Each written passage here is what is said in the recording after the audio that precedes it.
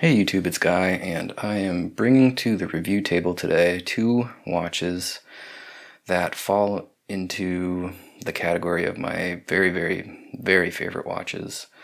I have on the table today, what we're looking at are the SKX007, the black dial, black bezel SKX, and the SKX009, also referred to as the Pepsi diver, Seiko Pepsi, etc.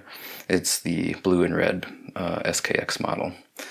Now, I've had these watches for several months, and I have been putting off bringing this review to YouTube for a couple of reasons. Number one, I really like these watches, and I wanted to make sure that I didn't do the review a disservice. So I wanted to spend plenty of time wearing these watches, building a foundation for my opinions and my feelings on these watches, and again, really just deliver the best review I possibly could. Whether or not that is the best review that anyone could do, that probably not the case, but I wanted to be sure that for what I'm capable of, this comes out to be the best review possible. So I've spent a lot of time wearing these watches. In particular, I've spent most of my time wearing this SKX007. I love this watch. It's my favorite watch that I own right now, by no small margin. The 009, the red and blue version, the one on the left there, I bought that one first, in fact, and I like it a lot. I think it's excellent. It's a beautiful watch. The problem is I just don't wear it nearly as much as the 007. So I decided to get the 007, and I completely just became enamored with that watch, and I wear it all the time. So after this review, the 009 is going to go to a buddy of mine who I think will appreciate it and wear it in good health, etc.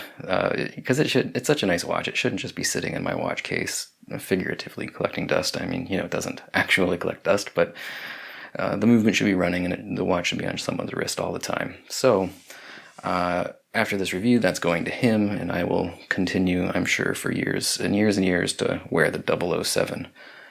Now, I said I didn't bring this review to the table because I wanted to do it justice, and I put a lot of time and thought into how I feel about this watch, what I want to say about this watch, and of course I'll tell you all the basic features and stuff, but a lot of this is just going to be my personal opinions, how this watch makes me feel, how much I enjoy it, and everything along those lines. So I guess what I'm saying is this is very likely going to be a long review video, and people have made comments that my videos are too long. I'm sorry if you feel that way, but for those of you that enjoy my videos, I say thank you. And I do want to just sort of preface this by saying that the type of review videos that I enjoy watching are really long, full-featured, and information dense. So that's kind of what I strive to make.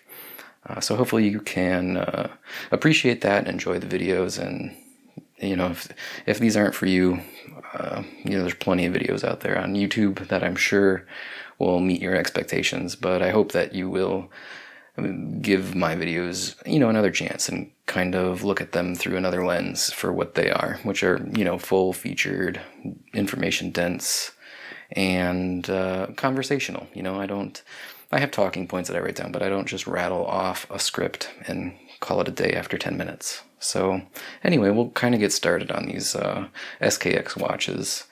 Now, a little bit of background information about Seiko and the SKX. Of course, most people know that Seiko was founded in Japan in the late 1800s, 1880s actually, and they have a long, rich history of watchmaking, of course, and including making dive watches. Their first dive watch was made in the mid-1960s, I believe, 64, 65, and it was the actual model designation, honestly, I don't even know it, but most people refer to it as the 150 meter automatic 62 MAS. There's again a much longer model number that I don't remember off the top of my head, but most people refer to that watch as the 62 MAS. Since then, Seiko has made, I don't know, dozens, just tons of new and updated models of divers watches, and I don't even want to try to rattle off a list of all of the diver watches that Seiko has put out since then. So we'll just sort of flash forward to the mid-1990s. 1996, the SKX007 was introduced, and that, of course, is this guy right here. The 007 was introduced, and at that same time, a new movement, the 7S26 movement. And we'll talk about that movement in more detail later on in the video, but it's interesting to note that that movement and this watch were sort of, paired up together. They came out together, as I understand it. Now, a nice thing about this watch is, and I don't know for sure, I assume other watches in their diver lines that predate this applied to them also, but this meets the ISO 6425 standards for dive watches. And the ISO 6425s are a long, complicated list of testing that all of these watches have to go through in order to be able to be labeled dive watches or divers watches or scuba watches or, whatever labeling they want to use. Something other than just water resist. Water resist doesn't guarantee that your watch has met any specific standards, but when a watch says diver or diver's watch on it, it should have met the ISO 6425 standards, and this watch does. Now those standards, again, it's a very long list of testing protocols, which I'm not going to recite to you. You can look those up easily, but it ensures that this watch will not let you down, not fail you when, especially, your life depends on it. So that's a really cool feature. A little bit about, the history and the heritage. The word I'm looking for escapes me. But yeah, basically just the heritage of this watch and with the watches that came before it and what Seiko has done in the last 65 to now, what is that, 60 years roughly. It's pretty incredible. They make, fantastic watches. And again, this is no exception. One of my favorite watches. Since the late or mid 1990s, they've come out with more watches, of course, better watches with better movements. But this is still an incredibly popular watch, and regarded by most people in the watch collecting community, in the scuba community, as being hands down one of the better watches that you can own. So to get a little more in depth, that's the introduction, and if you don't like long videos, there's a little information about it. This watch comes in at a price point of around $200, give or take. My recommendation is go out and buy it right now. If you want to watch a short video, there's your sub 10 minute long video. So I'm going to get into the meat and potatoes of this, and we'll talk about the specifications and features.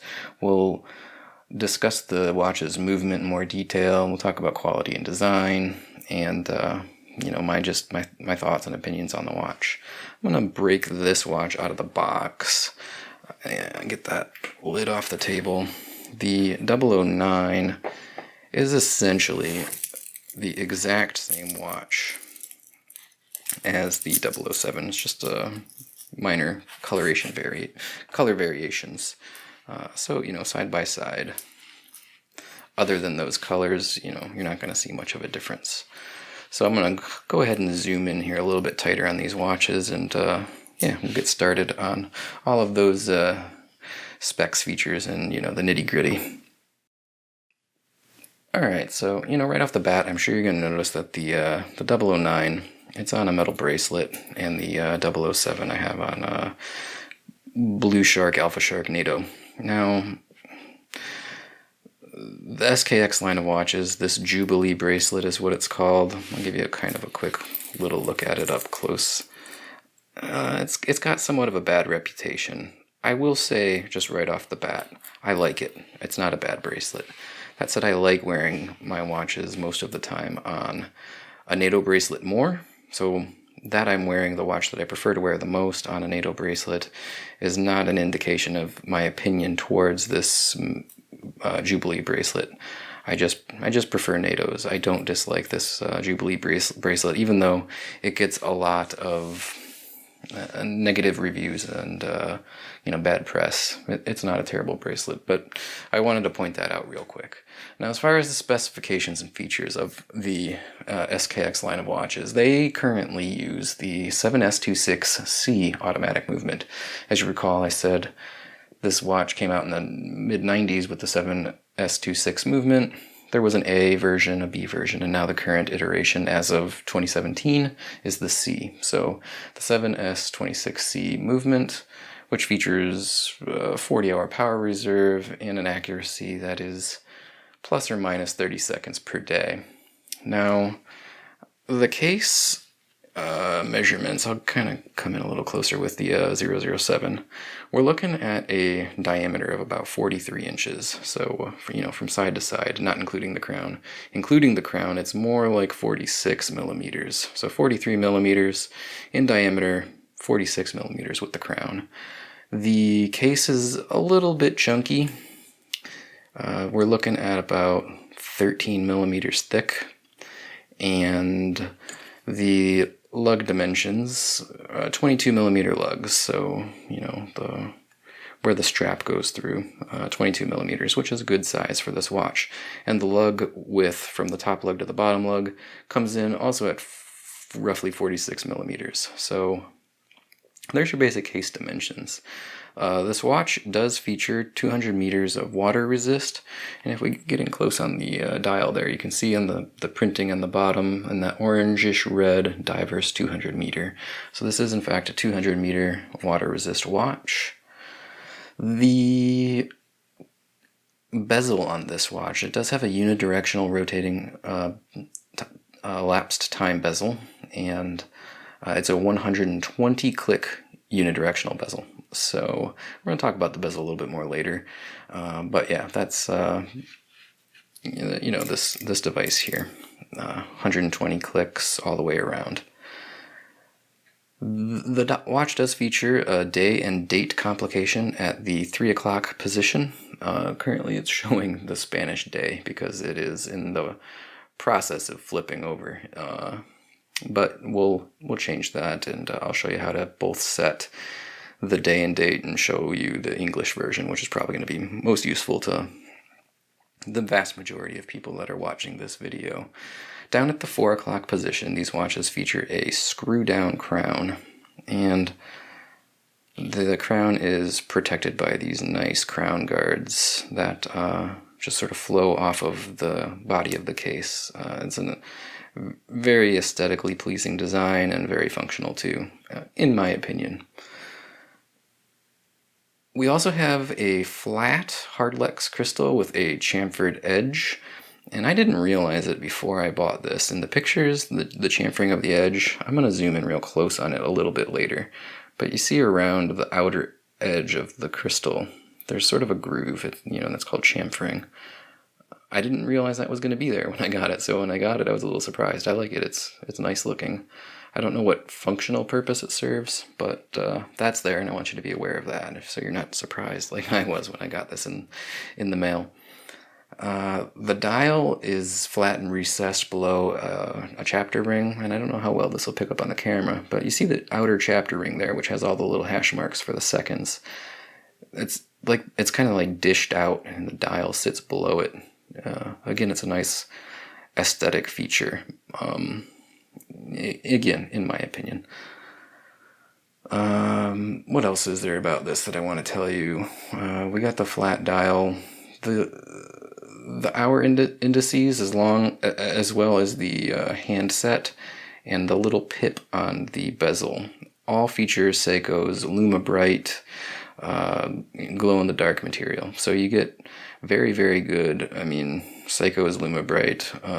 Historically, it's renowned as being excellent glow-in-the-dark functionality. So, that's on all of the indices, the handset, and as well the little pip on the bezel there.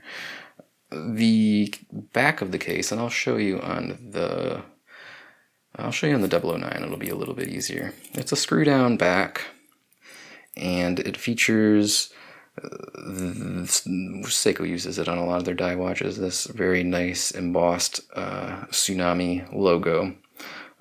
So a lot of Seiko's automatic watches have a see-through case back, of course. That wouldn't be practical for a dive watch. It would probably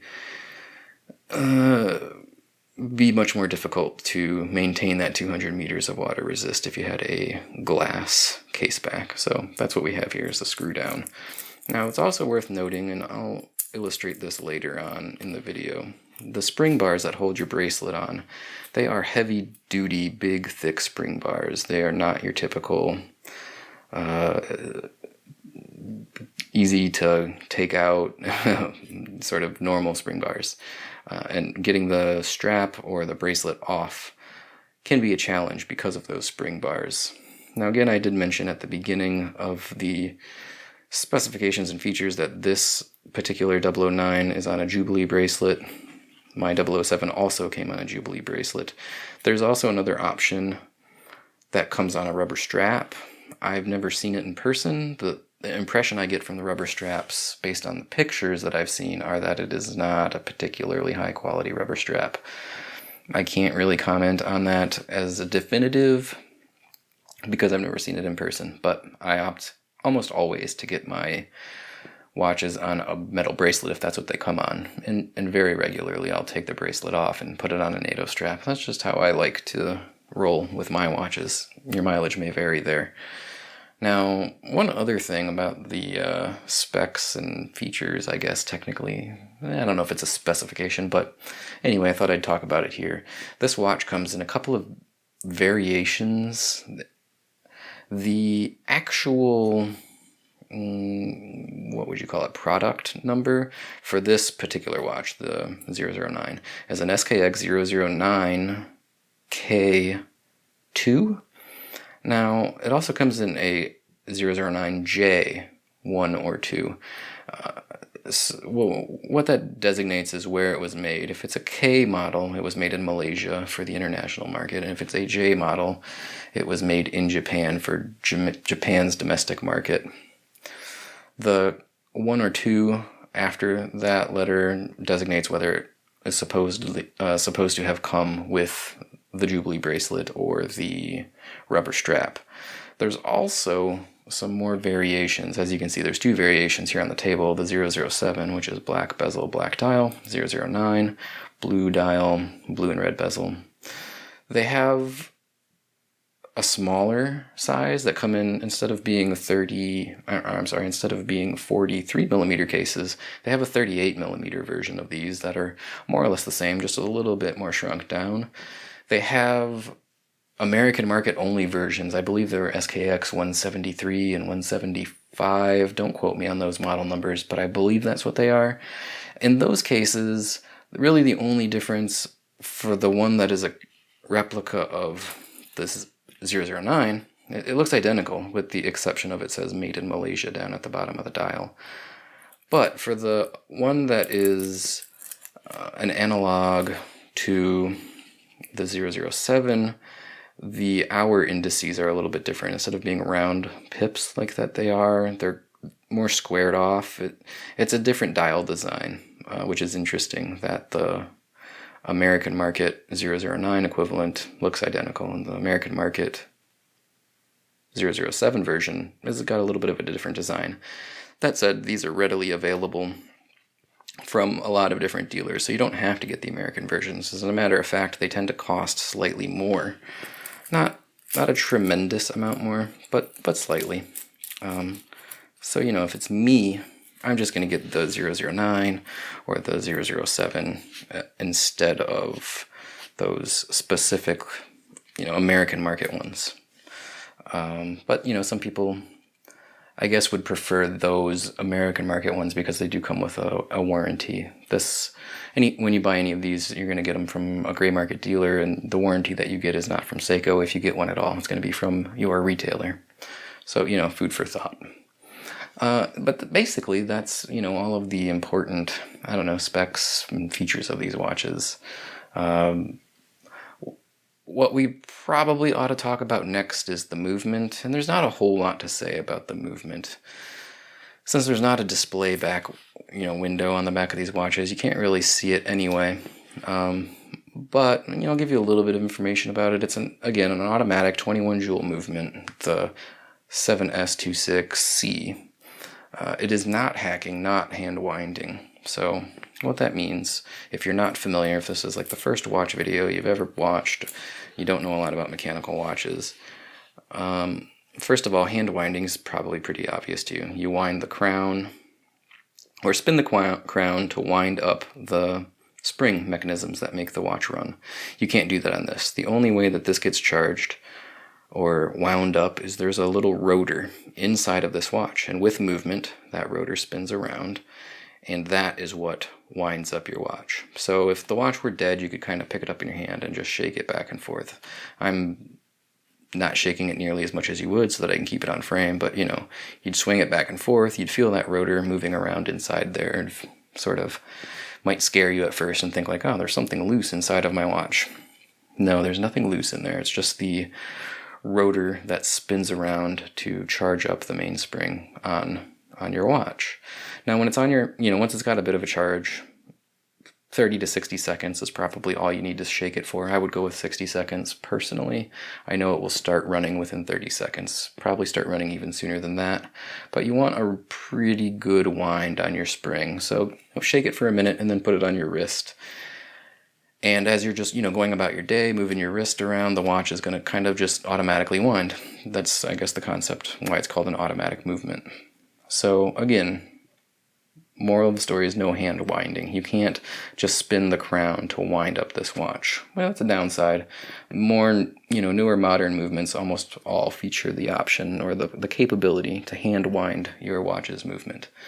But apparently in 1995 or 96 when this watch came out, that was not something that they were concerned about. Also, it's not hacking. What hacking means is that when you pull the crown out to set the day, you want, ideally, the watch to stop running. So you'd wait for the second hand. As you can see, it's spinning around to the 45-second position here. You'd want to pull out that crown exactly when it's on the 12 o'clock position. Then you'd go about setting your hour and minute hands to the appropriate time, and then you push it back in and the watch would continue to run, or start running again. The reason why that's nice is, first of all, you could sync up your watch to a known accurate time source and be certain that it is set correctly. The reason why and I don't think that's super important, the reason why I would like it to be hacking and why I love my watches that do have the hacking functionality is that I want my minute hand in particular to be lined up to the little hash mark on the chapter ring very, very accurately.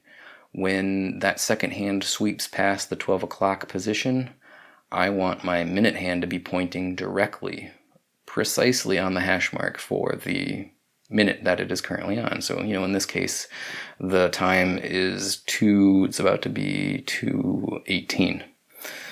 As that second hand approaches 12 o'clock, you can probably see that it lines up with the 18 hash mark pretty closely. It's not perfect though. It's hard if you can't stop the movement to get that minute hand lined up directly with the hash mark that you want it to be lined up with as the minute hand sweeps past the 12 o'clock position. So again, if you could hack that movement, make it stop precisely at 12 o'clock, or 0 seconds technically, then you can set your minute hand wherever you want it perfectly. And when you restart it, it's going to be lined up exactly where you want it. Now that's a little bit, borderline obsessive compulsive, I suppose. But for me, that's why I would like this movement to be hackable. Unfortunately, that's not the case. So, other information about the movement, it does have roughly a 40-hour power reserve. In my experience, and I only tested it once, I think, I, charged it up and just left it on the table to see how long it would run for before it died. I believe it ran slightly over 40 hours, 43, 44, something like that. So basically, You don't have to wear it every single day. If it's got a full charge, it's fully wound up, you could take it off for a day and the, following day put it back on and it will still be running. But you can't take it off after work Friday and put it back on Monday and expect the watch to still be running. That's not going to happen. Which makes it difficult for me in particular to want to have several automatic watches. I know they make watch winders. You put your watch in these little cases that spin around and they keep your watch wound up. But that's an expense that I don't want to incur. So the moral of the story is, for me, I don't typically keep as many automatic or mechanical watches on hand in my collection as I probably would otherwise if I just can't wear them often enough to keep them all running. So yeah, 40-hour power reserve. Some other movements like the Hamilton, I don't know if you saw the Hamilton review I did, like that movement has an 80-hour power reserve. So you probably could take it off on Friday and reasonably expect it to be running Monday morning when you get up for work. But this particular movement, it's only about 40 hours. Now you can see I've been holding the 007 too much. Let's take a closer look at the 009. You can see the second hand. It's not like the cheap Casio watch that you might pick up at any old department store where it goes tick, tick, tick. It kind of sweeps, is what people call it, the sweep of the second hand. Mechanical watches sweep like that because they beat a significant number of times per hour. This particular movement beats 21,600 beats or vibrations per hour. Basically what that means is 6 times per second the clock ticks. So that's why you see the second hand not just go tick, tick, tick, but instead it's just kind of sweeping.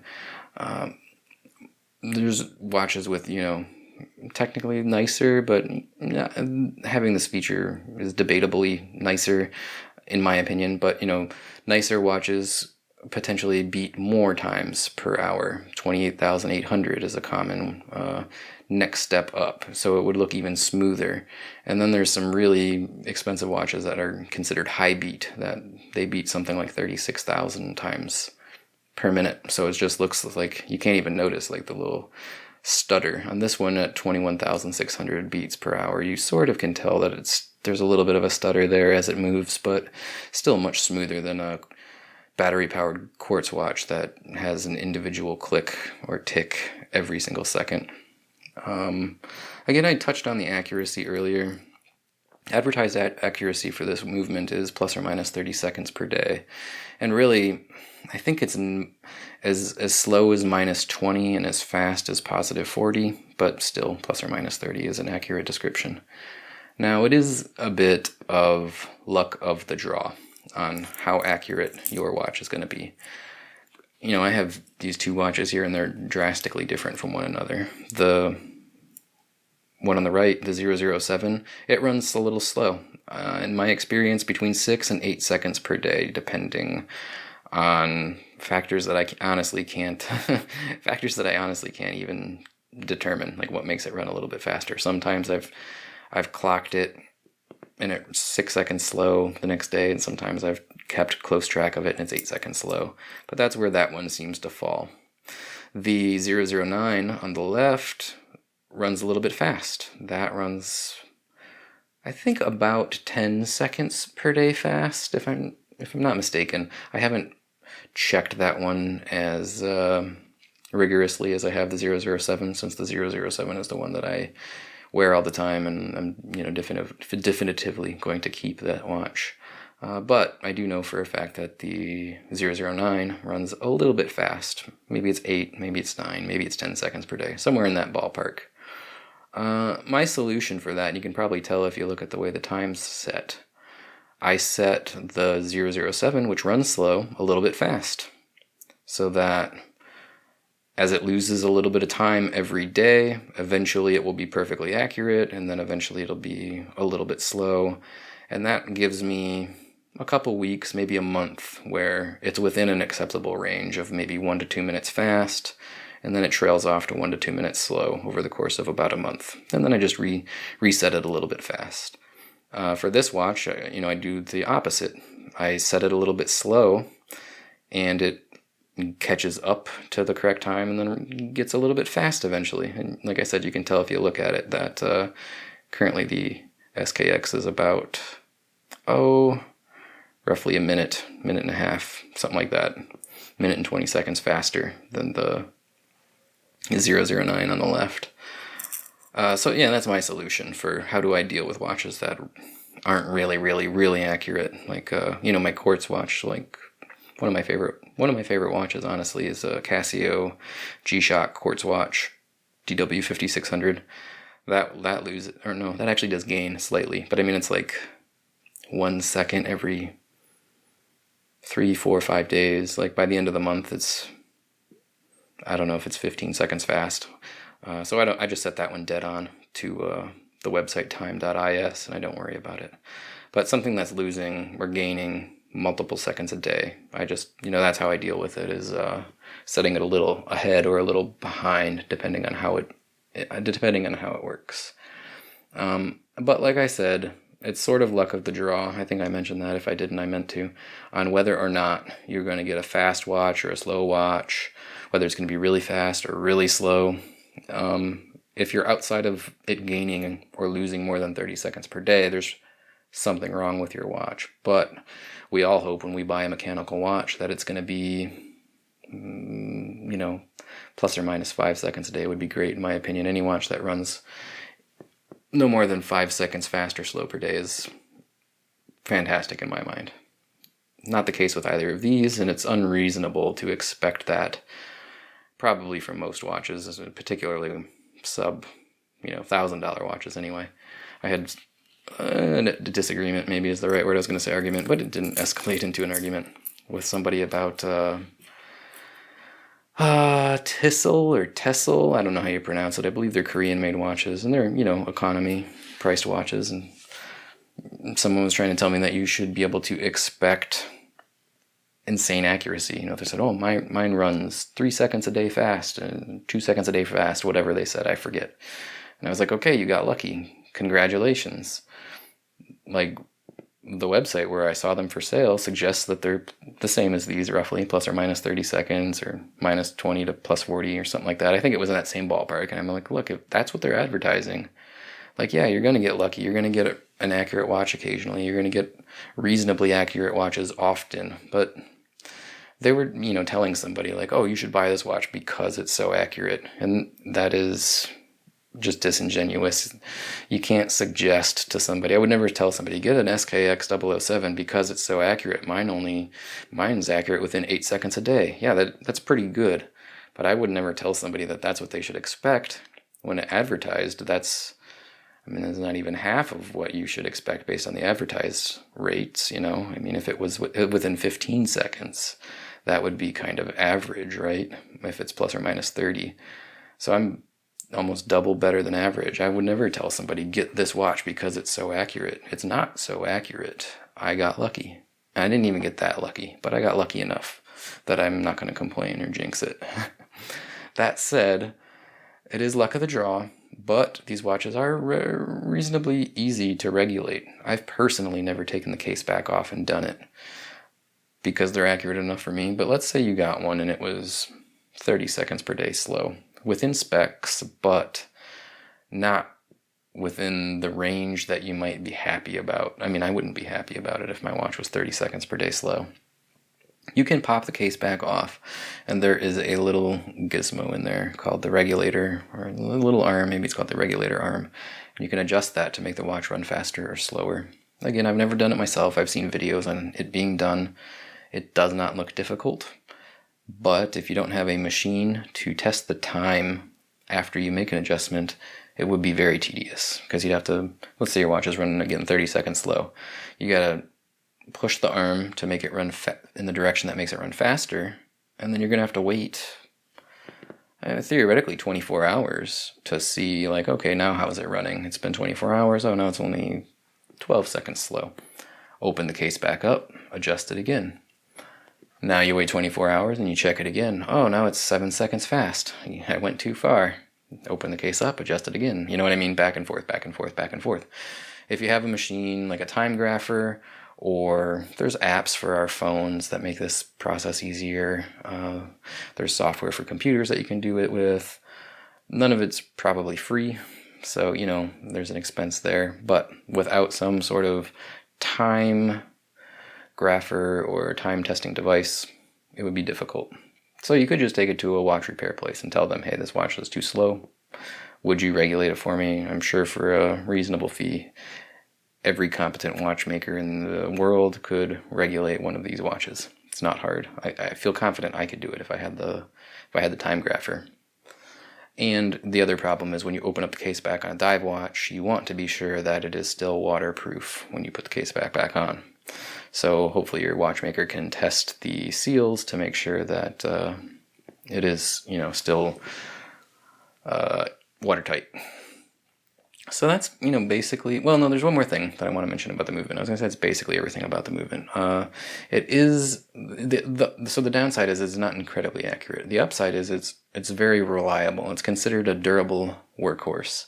And theoretically, it should be able to go a very, very long time without service.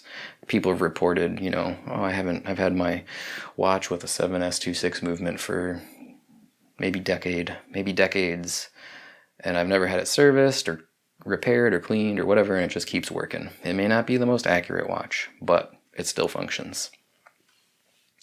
I can't substantiate those claims. I mean, I haven't had any of these watches for more than a year, so I don't know. I think Seiko recommends having them serviced every 2 to 3 years. I don't know what that cost entails. It might be cost prohibitive. I don't know. If you got a $175 to $200 watch, and it costs over $100 to have it serviced after shipping and everything, you have to ask yourself, is it worth it? Maybe it's better off buying a brand new watch.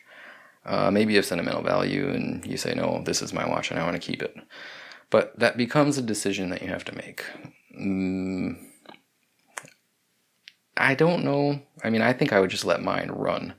I don't think I would send it in for service or take it to a watchmaker for service after 2 or 3 years. I think I would just let it run, and as long as it's keeping good enough time for me, like in the case of my 007, it keeps time within -8 seconds per day on average. And, you know, if it sticks with that, I'm not going to have it serviced. I'm just going to keep letting it run until there's a problem. And then maybe at that point, buy a new one or have it serviced. I'd make the decision based on what it costs. I'd do some research about it then. So, you know, my 2 cents on that is it's supposedly a very, very reliable movement, and you may never have to even bother having it worked on or serviced, you know, cleaned, repaired. So that's the upside to this movement. Downside is accuracy is not excellent. It's adequate though. It works, you know. So yeah, that's all of the information about the movement of the watch. And now we're probably, what are we going to get into? The quality and the design, I guess I want to talk about. This is sort of the fun stuff. We've got all of the technical jargon out of the way as far as the features and the specs and information about the movement. What can we say about the quality and the design? Overall, you know, right off the bat, quality excellent, design excellent. I think aesthetically this is one of the more nicely designed dive watches. Particularly, it is my favorite Seiko dive watch. Maybe, I haven't seen one in person, but the Shogun, I forget the model number of that, SDBC something, I forget. But anyway, it's called the Shogun. That's also a very nice design watch, but it looks big. For my money, I don't think they make a nicer looking dive watch than the SKX. It's a shame that it's not a higher end watch. I'd be willing to pay, you know, quite a bit more money for a watch with hand winding and hacking, maybe a watch with a slightly more accurate movement with the same aesthetic, you know, because this is a really good looking watch in my opinion. So, you know, just kind of give you a quick little look around the watches together. Again, they're the same with the exception of the coloration of the dials. The Pepsi watch, you know, the 009, the blue on the dial is not the same color blue as the blue on the bezel. That bothers me slightly. It's not so much different that it's a real problem, but I wish that the blues matched up better. Aesthetically, I just like the black dial, black bezel a little bit better. But Yeah, you know, that's a kind of give you a more close-up look at all of the angles on these watches before I really break it down for you. Very, very, again, attractive aesthetics, the cosmetics, you know, whatever you want to call it. I think overall it's just a great look. So let's kind of really drill down here and talk about specifics. I'm going to use the 009 as my little guinea pig, I guess, for lack of a better word. First thing I want to talk about the case. The case, it's a very soft, and by soft I mean like all of the angles, you know, all of the lines. It's not, it doesn't have any harsh lines on it. It's all very smooth, sweeping lines all around the case.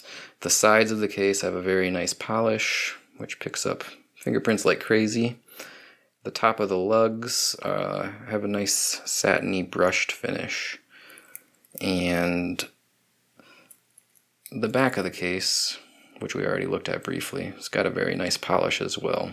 So a mix of satin, brushed, and polished finishes that look really pretty good considering the price point. I mean, the polishing, it's almost mirrored polish. I mean, I got some scratches on both of these just because I've worn them about, but I mean, very, very highly polished. The brushing, the satiny brush on like the tops of the lugs, you know, it's not the greatest. It doesn't have like the crispiest, cleanest lines between the brushing and the polishing, but it's very good. I mean, for a $200 watch, I can't complain at all.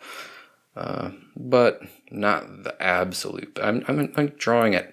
I'm like, you know, pulling at hairs here to kind of like point out some negatives on these watches, because really in my mind there's almost no negatives other than hand winding and hacking and a couple of other little things. But you know, I'm trying to be real here. You're not going to get the best finishing ever, but it's good. It's very, very, very good. Polished. The crown has polished on the end, and you know, it's got some I don't know what you would call that, grippiness. Those lines that are cut into there for grip. So yeah, overall, the finishing and styling of the case is great. The lug-to-lug widths from top to bottom, what we say those were 46 millimeters, that's a little short. And that sort of gives it some more of that, you know, soft feel. It's not like super elongated, and it's a very, you know, it's a very small package considering it's a bit of a chunky watch. It doesn't wear real big to me. And I think a lot of that is because it has relatively short lug-to-lug widths. It doesn't wrap around your wrists so far, as a typical watch would have a little bit longer lugs on either end there. So yeah, you know, that's more or less the info about the case. Again, you know, case back, screw down case back with that attractive embossed tsunami wave with your Seiko information. Yeah, very, you know, very well done as far as that's concerned. Next thing I want to talk about as far as design and quality, and we'll pull over the 007 to talk about this, is the crown. The crown is a screw-down crown, and it is surrounded by crown guards, which, you know, just jut out from the case. It's very, again, smooth, elegant, almost. Has sort of like an old-timey feel to this design, almost. You know, I mean, I don't want to say 1950s, but like it's not a super modern design, even for the 1990s. And I like it, you know, it appeals to me. But anyway, so we have these nice crown guards protecting our screw-down crown. People have complained, and I disagree, that it's difficult to operate the crown because of those crown guards and the crown being recessed down in there. I disagree. I don't have any problems with it. You can very easily get your hand on the crown and unscrew it, and then it pops out. Screwing it back down is a little bit of a different story, and it's not because of the guards. It's just the threading is not super high quality. And as a matter of fact, when I got both of these watches, screwing and unscrewing the crown was difficult because the threads were just, dirty, basically, is what I think it was. What I did to solve that issue is I unscrewed the crown and used some dental floss on the threads, just kind of fed it through there and pulled the dental floss and sort of polished the threading underneath there. And now it's just buttery smooth, works great. No complaints there at all. So yeah, you have this unsigned as far as like there's no branding or anything on the crown. It's just polished on the outside, screw down crown that I have no problems with. It's a little, when it's pulled out, it's a little wiggly, it's a little loose. It's fine, it doesn't seem to be an issue. I have gotten this watch wet, and I've had no indication that water has leaked in through the crown, so screw down functionality seems to work just fine. So yeah, that's, basically a quick look at the screw down crown and the crown guards. Now, we already touched on it briefly, the bezel. This is a 120 click unidirectional bezel. Unidirectional meaning that it only spins counterclockwise. The action is quite good, but there is a little bit of wiggle. Just a little bit. It's not super solid when it's stopped. You can see I'm getting a little bit of back movement there.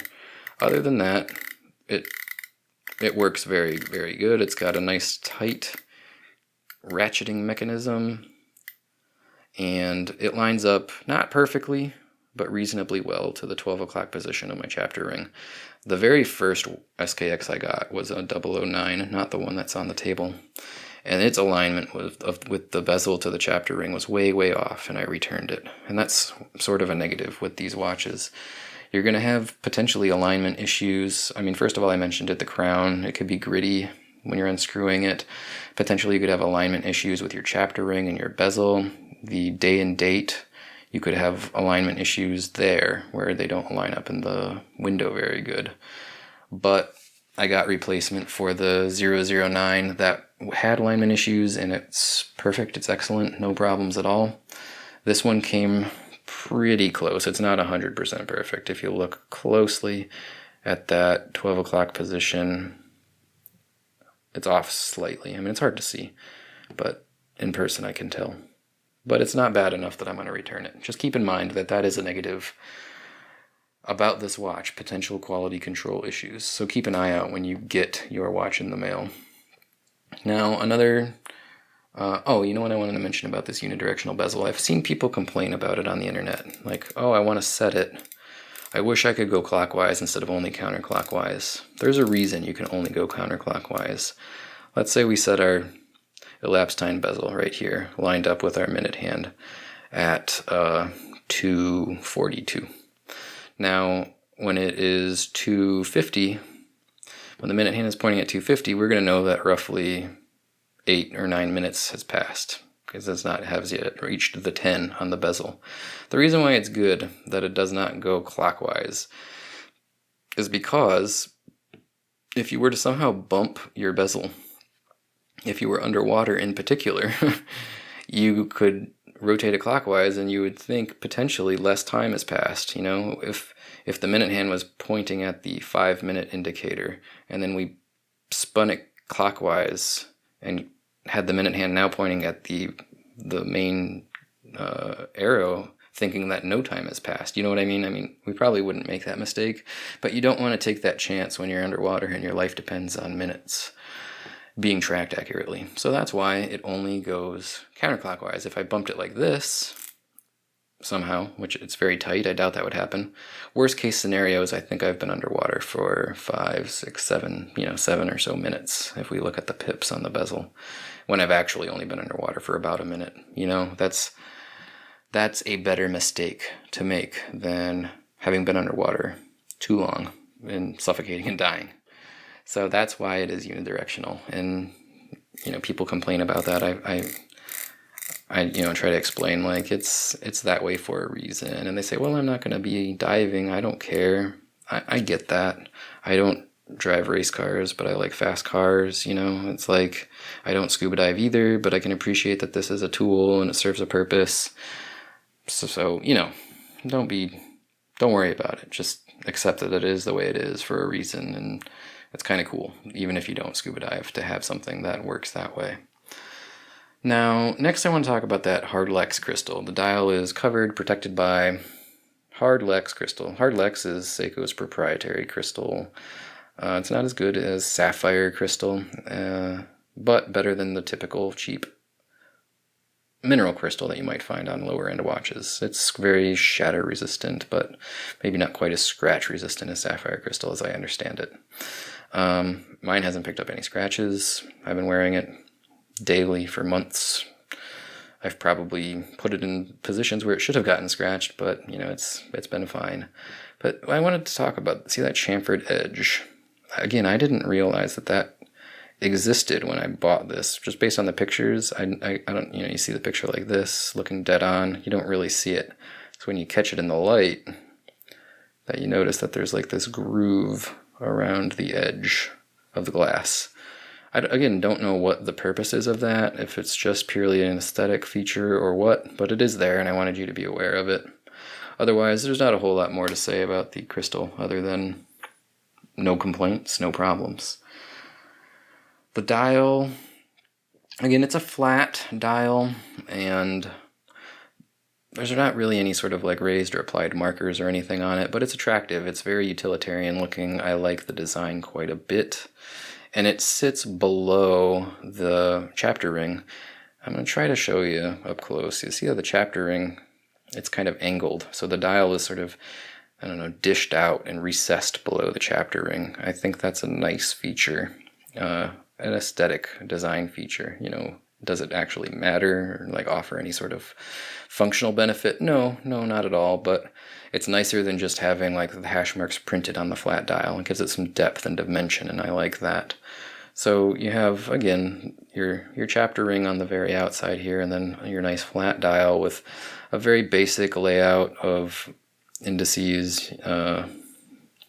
Your hours, other than the 6, the 9, and the 12, are all just circular pips, and they feature LumiBrite, glow-in-the-dark luminescent material or paint, so the night glowiness is quite excellent.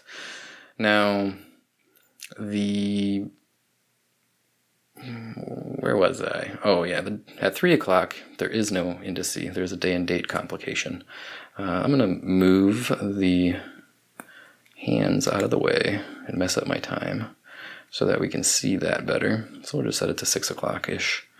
Now you can see it says Monday the 6th. Before, again, it was when we started this, just rotating over on showing the Spanish day.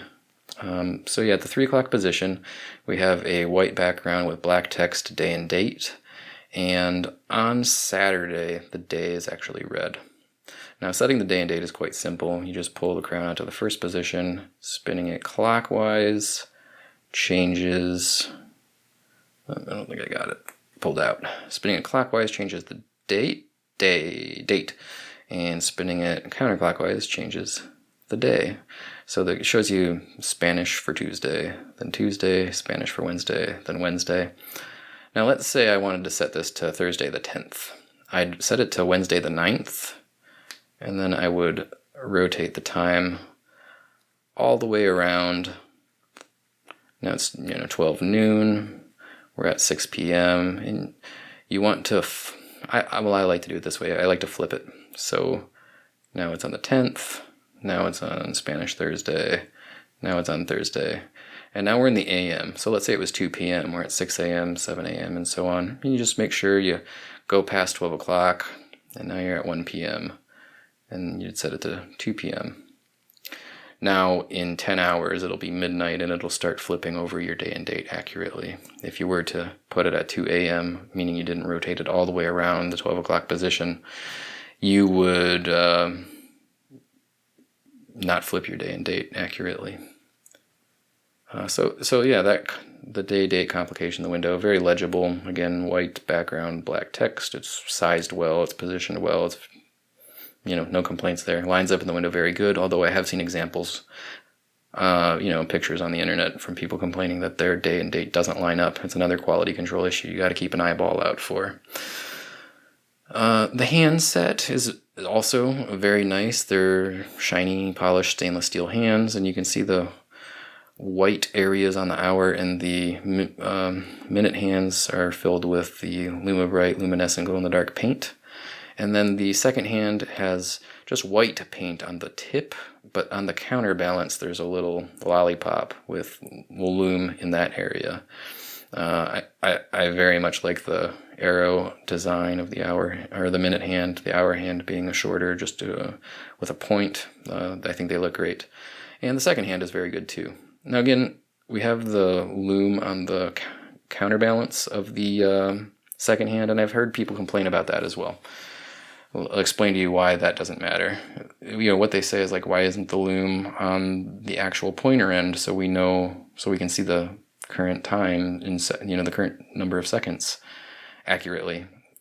When you're scuba diving, you don't care so much about seconds. You care about knowing that your movement is running.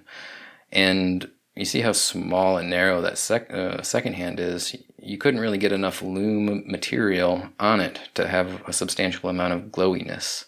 So on the counterbalance, you have this big lollipop circle with a fair amount of lume, so that you can at least acknowledge that the movement is running. That's what you care about. So that's why it's laid out that way.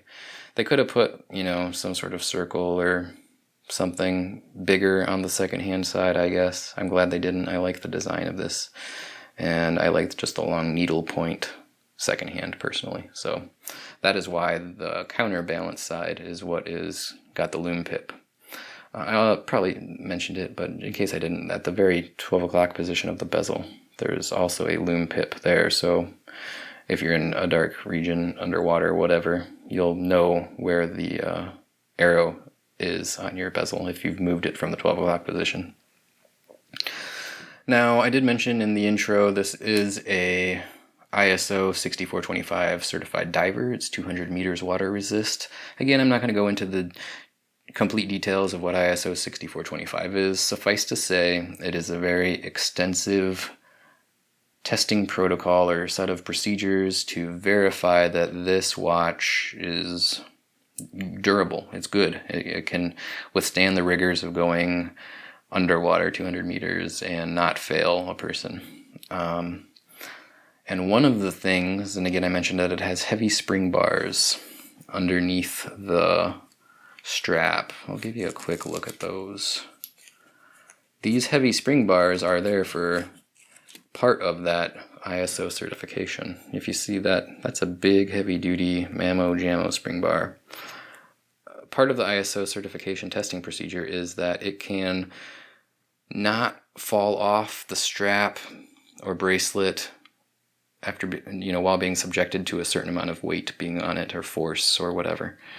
So that's probably why they opted to put these big heavy-duty spring bars on there, to achieve the ability of the watch to not fall off, or for the spring bars to not break after while being subjected to a lot of force. It'd be like if you got the watch caught on something and you tugged it away real hard. You don't want it to break off, particularly underwater, because it don't float. It's obviously metal, right? So that's sorry about knocking the camera there a little bit. That's more or less the the quality and the design. In my opinion, I think it's a beautiful design, and the quality is quite good when there's not quality control issues. Again, you can get watches that have the bezel and the chapter ring misaligned. You can get watches that have the day and date and the date window misaligned. So you need to watch out for those things. But when you get a good one that doesn't have any quality control issues, quality, design, durability, all of that stuff seems to be quite good. So I have no complaints on this one or the other one, the 009 that I have. But the first 009 that I had all sorts of alignment issues with the bezel and the chapter ring. Now, probably one of the last things I want to touch on is, again, and I mentioned it briefly earlier, the bracelet or strap options that this comes on. The K1 version comes on the rubber strap, which I don't have. I've never seen it. I can't really comment on it other than in pictures. It looks a little bit cheap, and that's what I've heard from people as well. But, having never been exposed to one, it would be unfair of me to say, here's my opinion on it. However, both of mine came on this Jubilee bracelet. We'll take a little bit of a closer look at that. Now, this Jubilee bracelet features a pretty good buckle clasp with a flip over. It does have a number of micro adjustment holes. So after you've got it sized up and removed a link or two or however many you need, you do have a number of little micro adjustments if it's running a little tight or a little loose on you one day to the next. So you can change it up to fit you better without having to physically remove more or less links. So that's nice. Now, a lot of people complain that this is a cheap bracelet, and it is. I don't know if you can hear it on my mic. It does make some noise. It is very flexible. The only reason that I don't like that, though, is when I'm resizing it and I have it in my little watch bracelet vice gizmo. It kind of folds over on itself and it doesn't stand up well. Other than that, I mean, I like the bracelet. I have no complaints about it. It's very comfortable. It looks pretty good. You know, the end links are not solid end links, but I don't care about that. They work. They don't rattle or move or anything. I think it looks good on the wrist, and I'll give you a quick little wrist shot of it. It is not sized up for me right now. I put the links that I took out of it back in it because, again, I'm giving it to a friend, and I don't know what size he'll want to have it at. But being just a little bit loose on me still, you get an idea of how it looks. It looks great. Extremely comfortable. Doesn't tug on the hairs on my arms. Doesn't, when it's sized appropriately, doesn't slip around or make any noise, really. It's I don't know. It's really good. I don't know why it gets so much hate on the internet. I guess there's a company, probably find that on Amazon, Strapcode or Strapco. I don't know. They make a quote-unquote Super Jubilee, I think is what they call it. That is allegedly a higher quality bracelet. Personally, I wouldn't buy it because I don't wear these watches on the bracelets really anyway. Maybe once in a while if I get bored, I might throw my 007 on a bracelet and just, for a day or two. But more often than not, I'm just going to pull it off the bracelet and continue to wear it on the NATO straps, be it a black, solid black NATO or the vintage bond that 007 is currently on. But anyway, I wanted to give you a look at the Jubilee bracelet that it comes on. Now, if you decide you want to change it, number one, if you decide you want to keep it and resize it, it's very simple. First thing you would want to do when I'm resizing a bracelet is I remove this little pin here and I pull the bracelet apart so that I can lay it flat on the table. That makes it easier. From that point, if you've never resized a bracelet before, on the inside of the bracelets you find the links that have little arrows, and with a bracelet resizing tool you just punch those pins out and then remove the link, put the two adjacent links together and put the pin back in. Very, very, very simple. Now the hard part is, what if you want to take this bracelet off of the watch? That is a bit of a pain. What you have to do, and let me find a pointing device if I have one handy on my table here. Of course I don't. Oh, here's my pen. Hang on one sec. So what you have to do, and you want to take it off, is you got to get in this little crevice and pry that spring bar down and then pop the spring bar out of the lug. There's a little hole up in the lug. That is very difficult, I'm not going to lie. It took me a while at first to figure out the best way to do that. And the way that I found that was best was to use a very small screwdriver. And I don't know where my very small screwdriver is. I was going to show it to you, but it's not on my table. Let me take a look in my toolbox real quick. Okay, I found it. Now this is what I use to remove those spring bars. It's a very small little flathead screwdriver. Now you might be familiar with a spring bar tool. I found that on these particular spring bars, the very big heavy duty ones, a spring bar tool is not effective. I find that a very small flathead works much better. So I'll try to do this on camera for you, but basically you could probably guess, you just set your flathead in that little crevice that I showed you. Let's see if I do get up close. You get your flathead and you just get it into that crevice, and then you just gotta pry, you get it all the way up at the edge, and you just pry it down.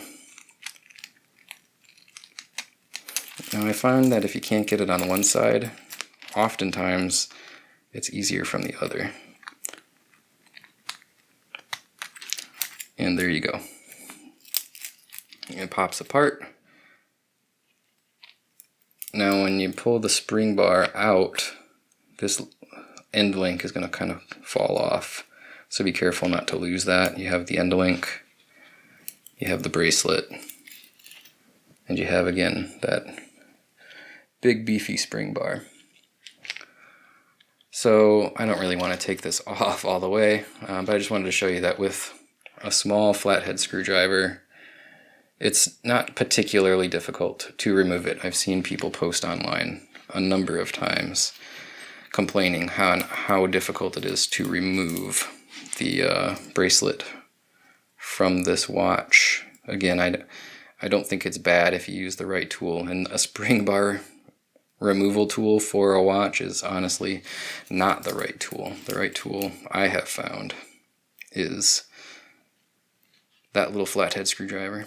And then to put it back together, honestly, it's probably it's a little bit more difficult to put it back. I'll do it off camera later. I don't want to waste a bunch of time trying to reassemble that on camera. But if you're curious and you don't have this little tool, let me find. It is a 1/16 inch flathead. That was what fit for me.